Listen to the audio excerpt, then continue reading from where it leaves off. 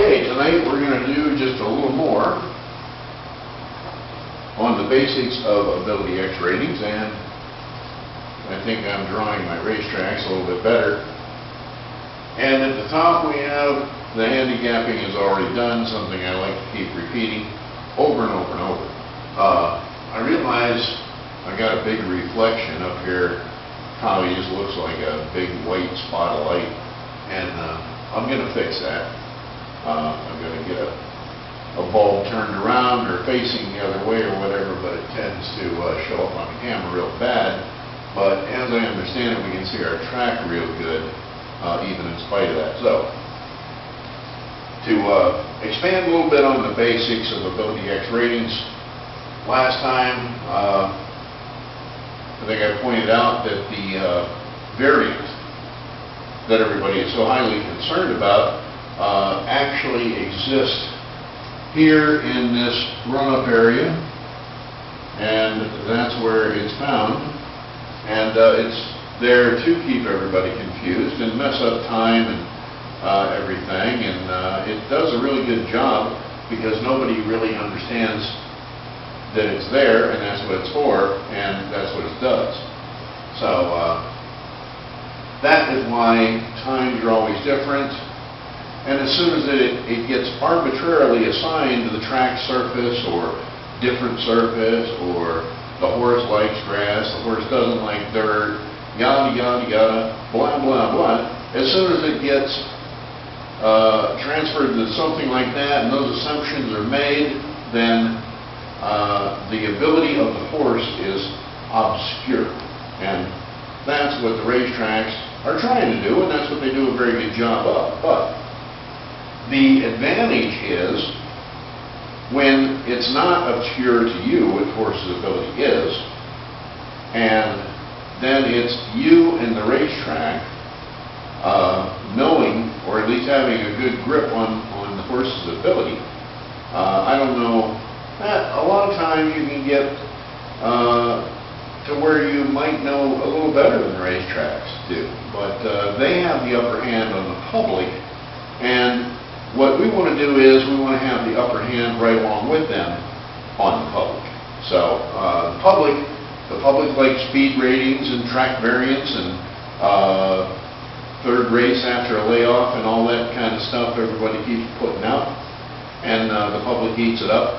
And when I say public, I mean handicappers, and when I hear handicappers, I think public at large, more or less. I love it when public handicappers and newspaper handicappers and media type handicappers talk about the public, because they are just as much the public as anybody else. But a lot of them are there just to steer people in the wrong direction anyway, so maybe in some cases they're not. But with AbilityX ratings, what we have is we have a good measure of ability and a good measure from the gate all the way around the track to the finish line, right there. And we have a good accurate measure of it, and the number does reflect the horse's run. We understand that, and we've seen that, we've worked with it. We know the nuances of it, and the nuances of it are the high number, and usually, not always, but usually that is at lower early speed. Sometimes it's at a higher early speed, but we can usually get in line with that as we look at the races, review results, and get a feel for what kind of running the horses do at a particular class at a particular track. So the other kind of run that we see a lot of is we see lower numbers, and most of those we see at either par or higher ES, early speed. And when I try not to use the word speed all by itself, I'm sure I do once in a while, but when I say speed or talk about speed, I'm talking about early speed, because to me that's really the only kind of speed there is, really. And early speed, I've got this configuration for about a 6 furlong race, track-wise. Early speed at 6 furlongs will usually go about to here. You know, normally most any horse can run full out very fast, even with a fat man sitting on him, for about a half mile. Beyond that, they need to either conserve some energy in that half mile, but I mean just crazy run as fast as they can. It's about a half mile. Maybe a little more, maybe a little less from horse to horse, but in general, about a half mile. So to even make 6 furlongs, we've got to do a little bit of rating. And once we get a half mile, maybe somewhere in here, then we've got to make 2 more furlongs, 2/8, a quarter of a mile, with some energy if we're trying to win races. So early speed is the indicator of whether or not the horse is going to run with energy for the rest of the race. Too much early speed and the horse is done early and doesn't have any energy to run through this area. So low early speed, you know that, well, if the horse goes even lower than average in early speed, he should have plenty of energy to get rolling and maybe do some serious running there in the last half of the race. And we've seen both those kind of numbers. We've seen them in action. We've compared them to each other. We've found, started into pairs and everything, so we've seen how pairs operate with each other. But the lower numbers usually account for good numbers a little more than higher numbers, but every distance has some higher numbers that are also good numbers. But when I talk about speed, it's early speed. When handicappers and people who bet on horses talk about speed in general, it's just full out, all you know, full tilt boogie speed, fast as you can, as far as you can, and usually this is where they have and are operating from a poor concept of speed, because even at a 5 furlong race, there needs to be some rating. Not much, but some. And 6 and farther and farther and farther, a horse needs to rate a little bit. And you see that very consistently horses that run at par early speed or just a little bit higher seem to win very frequently. So that is what you see there and what you learn.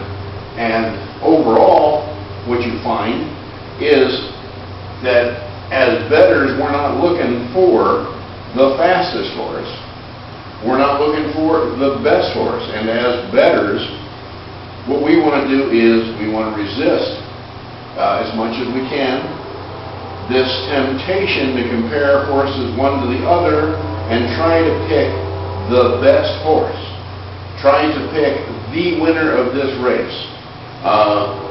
We want to try to avoid that, and we want to try to change that mindset to, I want to find a horse that'll run well and that I'm sure and reasonably confident, pretty sure, and have confidence that this horse will run well. And that's based on past performance and my experience. And I want to bet a horse that I really can see is going to run well today. That's the horse I want to bet my money on. Whether it's win, play, show, or if I want to put that horse in exotics, I want to center it and have it revolve around horses that are going to run well today. Not necessarily the best horse, maybe it is, maybe it isn't, who knows. With all the stuff you have in a horse's record and all the similar records you have this many similar records, you have bad records, you have records that are very positive, records that are negative. But who can tell who the best horse is? Nobody. And the handicappers can't either. That's why, for all the talk, they talk and jibber jabber about the race and the upcoming race and the stakes race and this horse and that horse. It all comes down to, well, he's been running pretty well lately, so I'll bet him. You know, but that's about it. That's about all there is to it. And that is why I say the handicapping is already done. What we're doing is we're trying to go farther and take it into that zone of I want to find a good bet. I'm not comparing horses, and I'm not concerned who the best horse is really. Couldn't care less. Best horse, not so good. Well, you know, there's 5 contenders pretty much in every race, and I just want to find the one that will run well today and is the better bet. Higher odds or more certainty that it'll run well, one or the other. Give me something. I'm betting my money, and I want to get a return. I don't want to just willy-nilly play, you know, throw my money around. It's serious business. I want to put my money where it'll do me some good and it'll come back to me. And especially, I really like it to come back to me about 10 to 1, 8 to 1, 7 to 1, something like that. 15 to 1, 20. That's how I'd like it to come back. I mean, sure, I can get it back at 1 to 1 and 2 to 1, but that's no fun. And it's stressful. So to cut the stress, we want to bet on horses that we feel confident are going to run well. Now, the numbers help us out immensely with that. And as we see the same numbers over and over winning races at the same track, the good numbers, I mean, we get even more confident. But what we're going to do when we go Turfway, we're going to keep in mind that we're looking for good bets, not necessarily the best horse. If it's the best horse, fine. And if we get some odds on that best horse, that's even better. But it doesn't have to be the best horse. Just give me a good horse that's in condition today that I feel like is going to run today. And he probably didn't run that well last race either. That's the other thing with past performances. Handicappers are looking for what has already happened. The horse ran well last week. Well, okay, probably not going to run too well this week.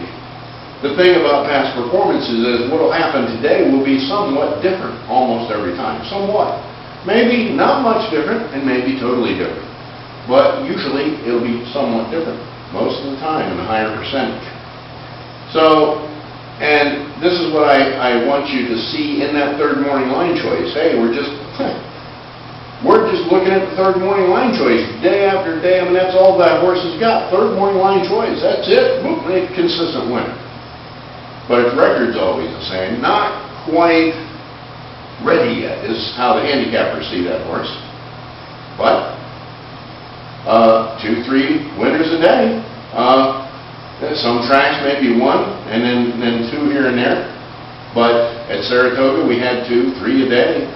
Like clockwork, just like waves hitting the beach. That's the kind of horse we want to bet on.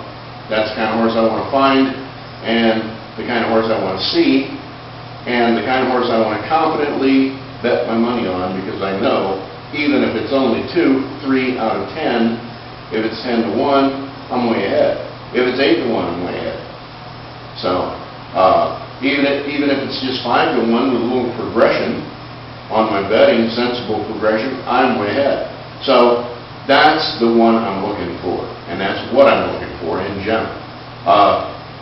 So when we get Turfway very soon, we're going to look at more common horses. We're going to look at probably a lot of the same numbers. I think in the shorter races at Turfway we'll see a little bit higher numbers than what we did at Saratoga and Del Mar. We saw a lot of 270s and 6 furlongs at Del Mar, Saratoga 260s, 280s.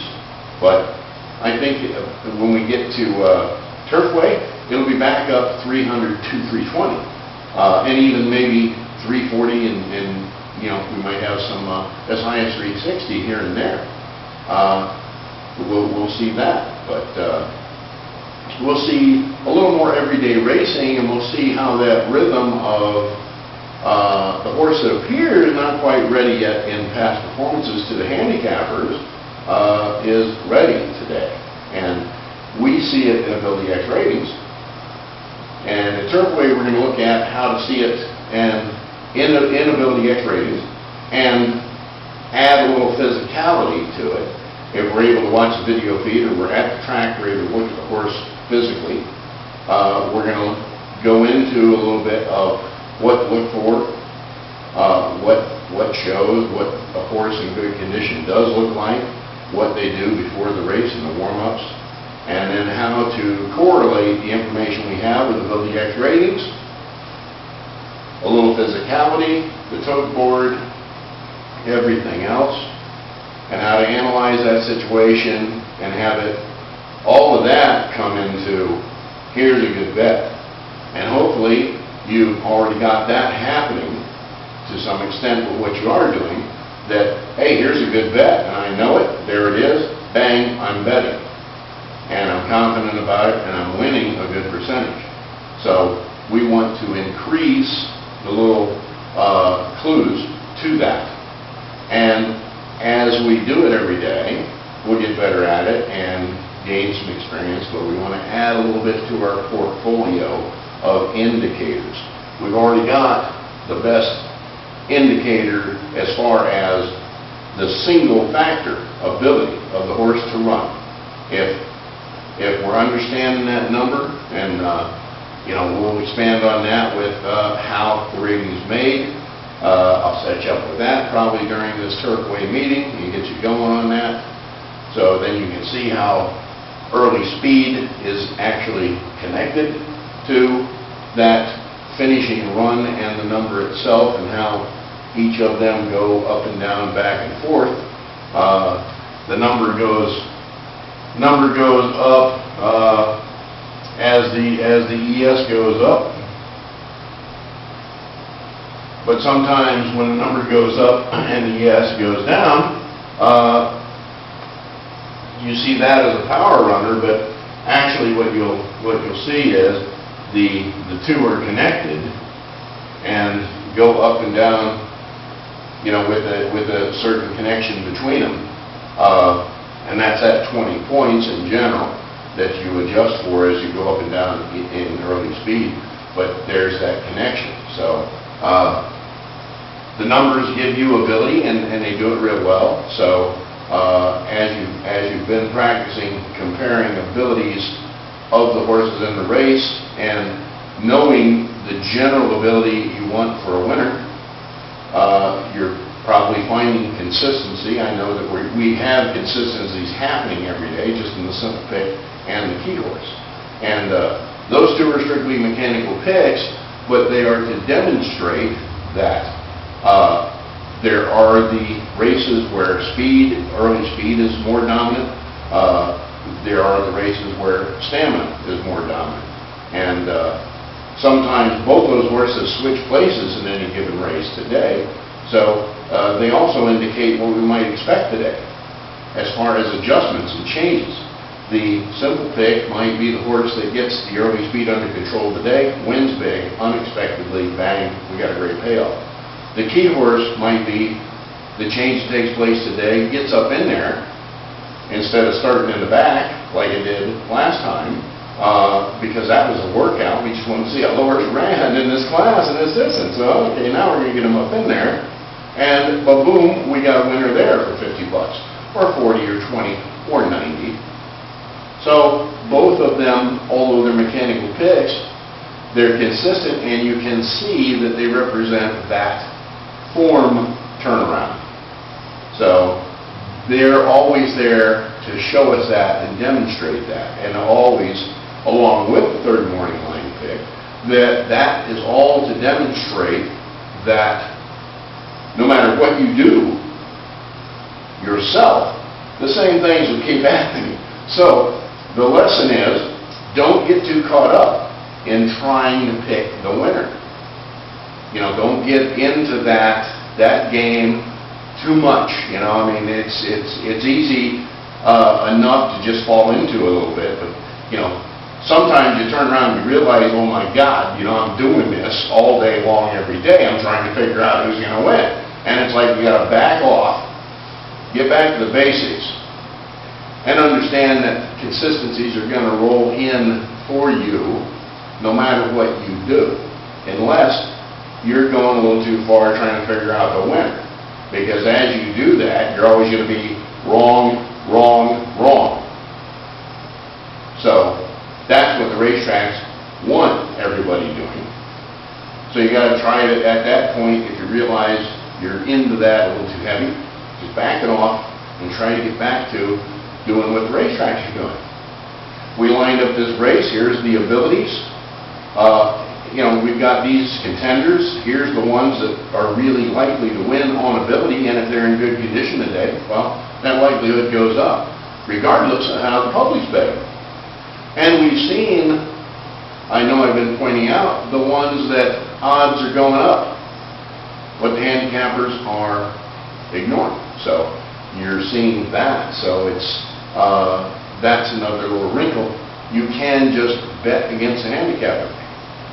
Just take the opposite point of view. Whatever the handicapper likes, I'm going to bet the opposite of it, almost. I mean, you know, whatever the handicapper's not betting. Handicapper's ignoring a horse, I'm going to go run and put some money on it.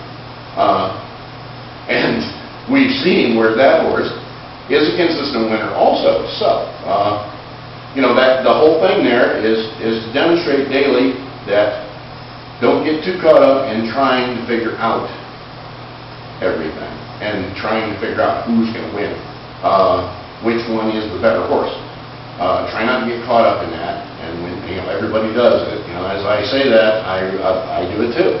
But when I realize, hey, I'm getting sucked into that deal, I'm able to just back right off now and go, wait a minute, you know, here, I'm going to start betting the composite rating for a little while. You know, hey, somebody's, ooh, that's right on the par composite, I'm going to bet that horse, you know, and get out of that thing of trying to figure out the winner. So, you know, as you become aware of it, it's much easier to catch yourself, and it's easy to fall into.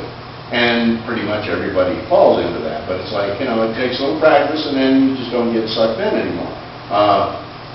I haven't been sucked in for about a year and a half, maybe.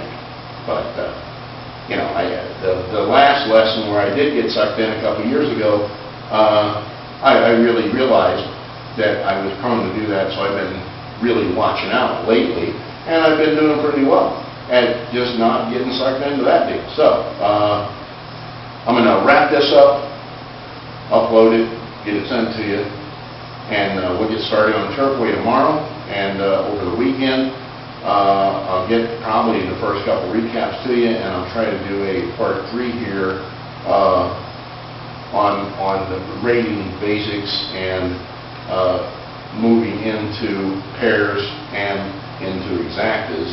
And into exotic betting. So I'll probably work on that one this weekend and hopefully get it to you soon in the first part of the week. So thank you very much for checking out the video, and hopefully I'll get even better on the graphics maybe, and I'll do something with this ball of light up here at the top. So hopefully we'll have that done with next time. Thank you very much.